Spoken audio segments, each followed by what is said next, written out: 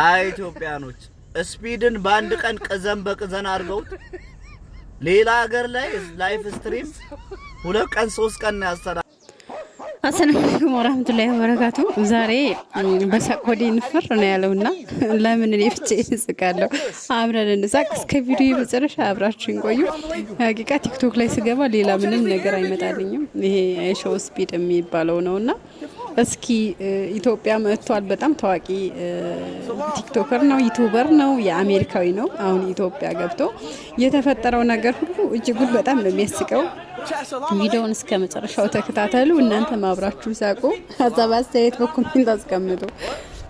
አይ ኢትዮጵያኖች ስፒድን በአንድ ቀን ቀዘን በቀዘን አድርገውት ሌላ ሀገር ላይ ላይፍ ስትሪም 2 ቀን 3 ቀን ያስተላልፈው። እኛ ሀገር ላይ በአንድ ቀን በቃኝ አለ።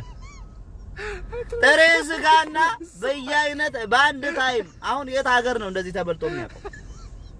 በአንድ ታይም አበሉት።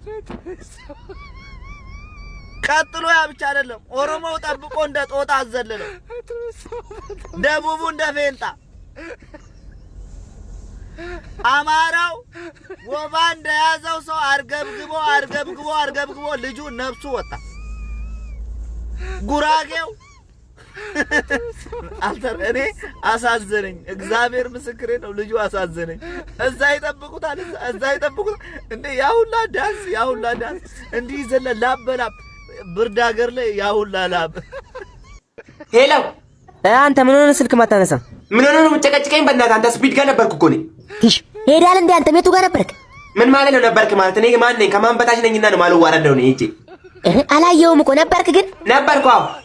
እንዴት አላየሁም? እሺ በእናትህ እንዲህ አንጠልጥሎ እንዲህ ሲቦድሰኝ አላየህም እንዴ? አንተ የሆነ ፖሊስ እንደዚህ በፈጣሪ ስም ከዓለም አንደኛ ፀጉር ቆራጭ ነህ እንዴ? እኔ ነኝ። አዎ አንተ ትችላለህ። አኮራ አሳካ ነው ግን እንችላለን። የምር ውርደታ ቀልዱን ተው በእናትህ። ወይኔ ተዋረድን እኮ አንተ። ወይም በእናትህ ወይኔ አንተ የማይፈቅ ጠባሳ እንዲያስቀምጠውብን ሂድ።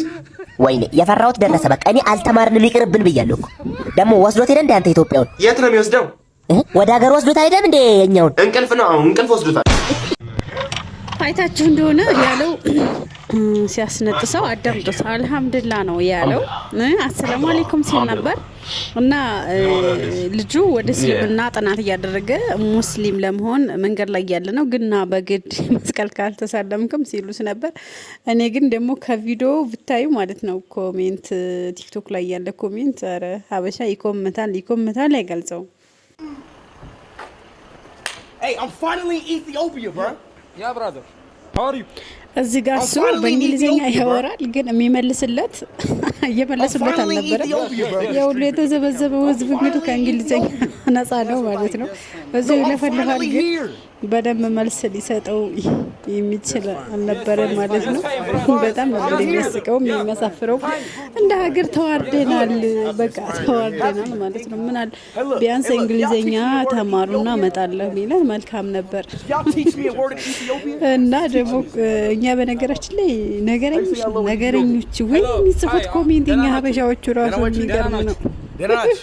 እኔ ዛሬ በቃ ላይ ነው የምላቸው ወደ እስከሚል በሳቀኔ እና የሚመጣልኝ ቪዲዮ ደግሞ በቃ የዚሁ ልጅ ነው እና ኢትዮጵያው ራሱ የኢትዮጵያው አይሾው ስፒድ የሚባለው ይመሳሰላሉ በመልክና እንግሊዘኛ አይችልም። አዶናይ የሚባለው ልጅ እየተረጎመለት ነበረ እና የአዶናይ ቅንነት በጣም እያነሱ ነበረ እና የሚገርም ሌላ ቪዲዮ አለ ደግሞ ስጋ በልቶ ሆድን ቆርጦት ምናምን ሲቆራጠጥ ጥሬ ስጋ አዲስ ምንም በልቶ ለማያውቅ ሰው ጥሬ ስጋ ለዚህ እንግዳ ልጅ ጥሬ ስጋ ነው ወይ የኢትዮጵያ ባህል ምግብ? ይገርማል። ይሄ ለምን ተሰጠው?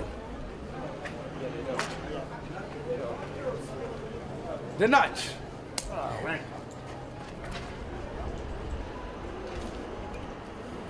I love you. You love me? I love you too. Okay. Chad, he loves me. The notch. First time in Ethiopia. Nice to meet you.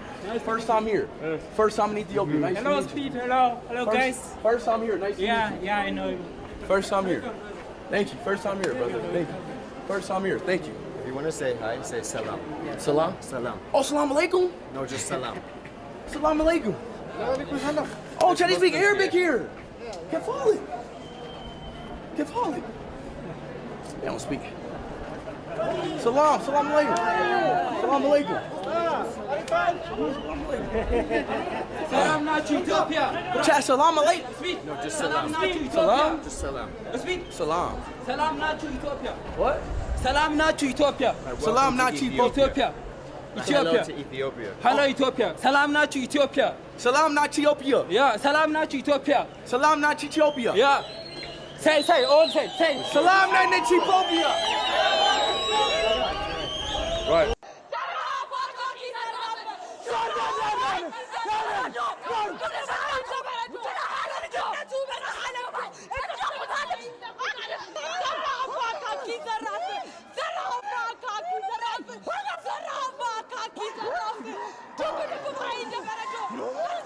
እንግሊዘኛ መቻል እስኪል ነው የምትሉ ሰዎች እስኪል አይደለም። እንግሊዘኛ መቻል ቤዚክ ኒድ ነው። ወይኔ በላቸው አንዱ የሚችል ሰው የለም። Who's your mom? Who's your dad, brother? Me and you look just alike. You gotta come to earth. Lock in and listen to me. I mean, you what? Salam alaikum. Oh, Chinese speak Arabic here. Kif halik? Kif halik? They don't speak. እንዳይጮሁባቸው.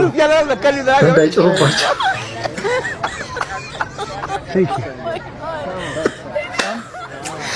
አሬ ሄደ ቱር ጋይዱ ሄደ። ቱር ጋይዱን አምጡት። I will give you እንጀራ. I'm from. But here, I'm 8 years younger, 2018, so I'll go back to your school, right? I don't say English speaking. ከዚህ ሰዓት ጀምሮ የትምህርት ካሪኩለሙ መቀየር አለበት።